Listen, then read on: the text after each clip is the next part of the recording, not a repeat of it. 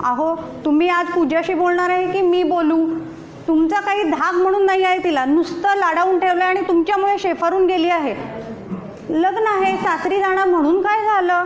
लग्नाआधी लग्नासाठीच्या माझ्याही काही अपेक्षा आहेत ना आई म्हणून.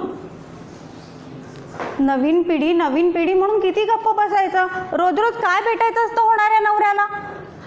लग्नाच्या शॉपिंगमध्ये काही हिला इंटरेस्ट नव्हता.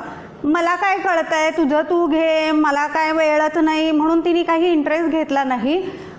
राणी मावशी, बेबी आत्या, बाळी मावशी केळवणाला बोलवत होत्या तर हिने साफ नकार दिला.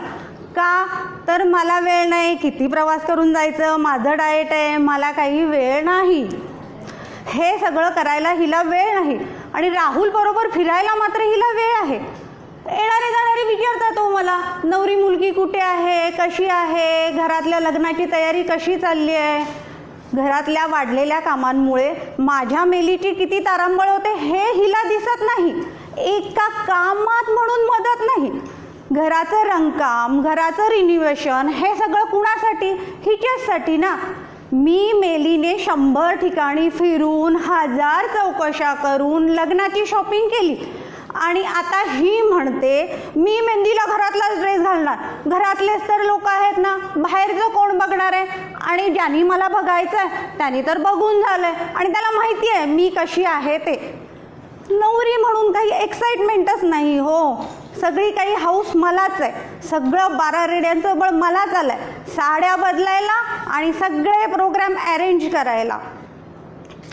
किती किती समजून घ्यायचं ते राहू दे.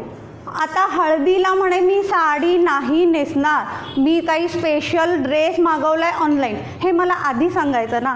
मी एवढ्या वेगवेगळ्या ओकेजनसाठी वेगवेगळ्या ठिकाणी फिरून केलेल्या खरेदीचं काय? अहो आणि मला काय म्हणायचं आहे की हे रोज 2-2 तास फिरून मुलाचा काही मूळ स्वभाव कळणार आहे का? त्यासाठी तर लग्नानंतरचे नव्याचे 9 दिवस संपले पाहिजेत ना.